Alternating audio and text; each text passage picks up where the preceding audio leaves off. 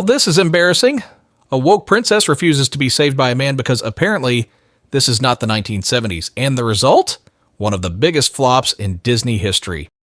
I just mean that it's no longer 1937, and we absolutely wrote a Snow White that is not going to be saved by the prince. She's not going to be saved by the prince, and she's not going to be dreaming about true love. She's dreaming about becoming the leader she knows she can be. Oh, Rachel Zegler really thought she was dropping some revolutionary wisdom when she said, "This is not the 1970s. I'm not going to be saved by a prince." First of all, what? Let's break this down because apparently she missed the memo on basic Disney history. The original Snow White came out in 1937, not the 1970s. If she wanted to dunk on old-fashioned storytelling, she picked the wrong decade. The 1970s were literally the era of feminist movements, second-wave feminism, and major changes in how women were portrayed in media. You know what wasn't coming out in the 70s? Fairy tale princesses waiting around for men. The saved by a prince thing? That's not even the problem. Listen, if she doesn't want to be saved by a prince, that's fine. Nobody is forcing modern movies to be copy-paste fairy tales anymore. But here's the issue. You can tell an empowering story without acting like everything before you is garbage. It's this whole, I'm different, I'm not like those weak women from the past attitude that rubs people the wrong way. Strong female leads have existed for decades. Mulan, Belle, Pocahontas, Ariel, Megara, the list goes on. Not every story has to be a girl boss power fantasy. What's funny is that she's not even saying anything new. Disney has been making independent female leads for ages, but the way she said it, it's like she's implying that the only way for a woman to be strong is to reject love, partnership, or any sort of traditional fairy tale elements.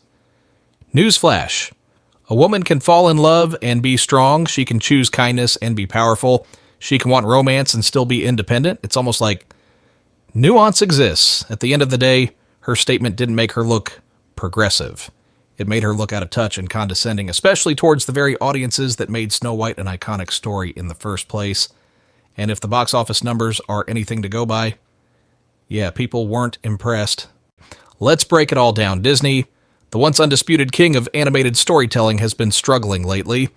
And their latest disaster, a so-called progressive princess movie that nobody asked for, one that throws out classic storytelling in favor of, well, preaching.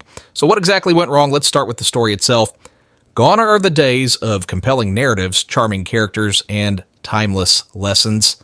Instead, Disney's latest princess refuses to be saved, not because she's capable, not because she outsmarts the villain, but because she has to prove a point. Rather than giving audiences an inspiring, well-written female lead, Disney opted for a character who rejects traditional heroism, only to end up completely forgettable. You'd think they learned their lesson after the Marvels bombed, but nope, they doubled down. And the numbers? Yikes. This movie was dead on arrival. It barely made a dent at the box office, with opening weekend ticket sales lower than some straight-to-streaming releases. Some theaters even pulled the movie early because nobody was showing up. Critics tried to defend it, calling it bold and modern, but audiences weren't buying it. Just look at the reviews: a dismal audience score, empty theaters, and merch collecting dust on store shelves. But this isn't just about one movie, this is part of a pattern. Disney keeps churning out projects that prioritize agenda over storytelling, and fans are done.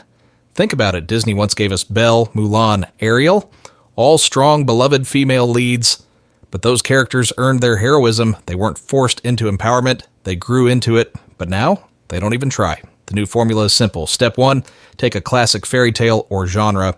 Step 2, change everything so it doesn't resemble the original. Step 3, market it as progressive to deflect criticism.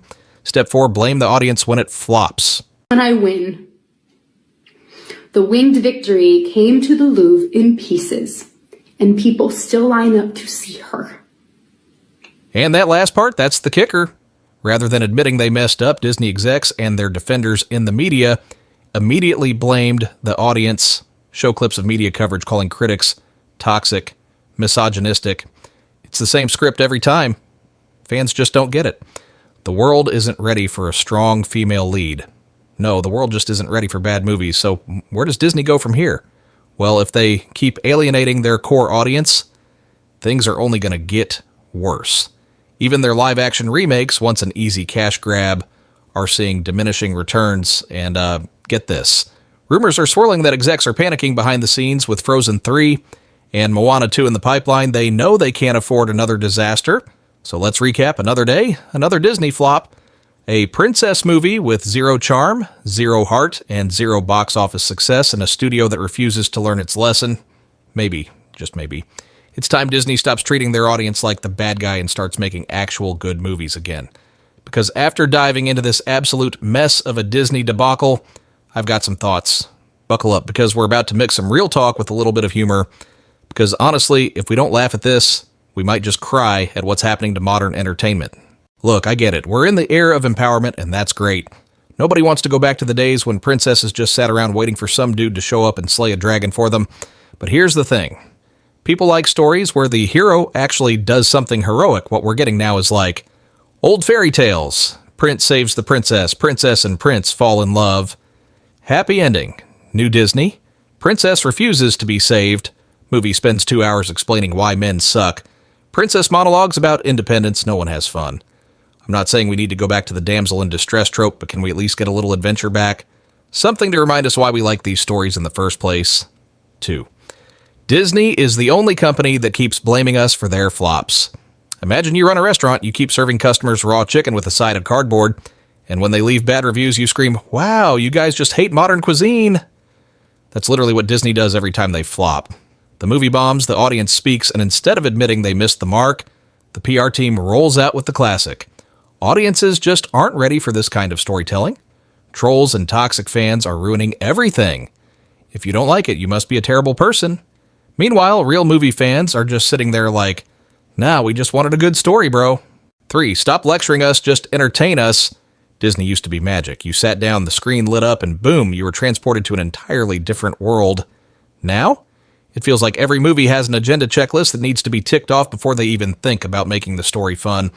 Watching modern Disney is like sitting through a PowerPoint presentation on corporate diversity training, except with slightly better animation.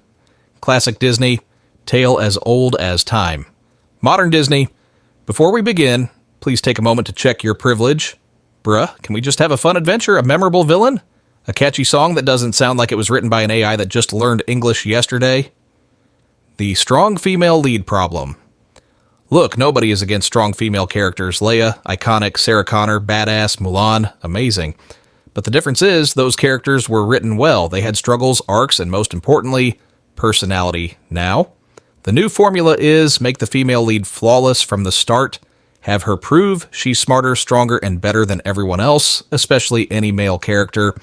Give her no real obstacles to overcome. Call it progressive storytelling. At this point, they're so focused on proving these characters are powerful that they forget to make them interesting. Like, I would take Gaston over some of these new villains any day because at least that dude had personality. 5. Why do they keep doubling down? If you burned your dinner, would you? A. Admit you messed up and try again. B. Keep shoving burnt food into your mouth and convince yourself it's gourmet. Disney keeps picking option B. Every time they flop, instead of going, maybe we should try something different, Zrenia, they crank out another modernized fairy tale that nobody wants and act shocked when it flops. It's like watching someone try to hammer in a screw with a banana. You want to tell them they're using the wrong tool, but at this point, it's just entertaining to watch. Final thoughts. The mouse needs an intervention. At the end of the day, people don't hate progress. They hate bad storytelling. We don't need every movie to be a political lecture. We just want the fun back, the adventure, the heart, the charm. So, Disney, please, I'm begging you, put down the Twitter discourse, pick up an actual good script, and maybe, just maybe, you can stop embarrassing yourselves at the box office. And in the center of it all, a drama-packed standoff between Gal Gadot and Rachel Zegler that feels juicier than the movie itself. Forget the dwarves, the poisoned apple, or even the questionable CGI. This is the real story people care about. And it all started with a single Instagram post, the snub that set the internet on fire. March 21st, 2025, Rachel Zegler, fresh off 4 years of filming, posts a heartfelt Instagram tribute celebrating the release of Snow White. It's all about gratitude, growth, and those oh-so-deep behind-the-scenes moments, hugs, smiles, memories, everything you'd expect from a "we did it" moment. But wait, something's missing. Or should I say someone? Despite working alongside Gal Gadot playing the actual villain of the film, Rachel doesn't tag her. No name, no throwback selfie, not even a casual shout-out to the queen. And the internet noticed. Was it an accident, a forgotten tag, or was this intentional? Theories start flying. The internet does what it does best, digs up everything, and the biggest theory? Politics. Gal Gadot, an Israeli actress, has always been open about her support for Israel. Meanwhile, Rachel has publicly supported Palestine, making her stance clear on social media. And her Free Palestine tweet during filming? Yeah, that didn't exactly blow over quietly. Rumors say things got tense on set and that their working relationship was more about getting through filming than actually enjoying each other's company.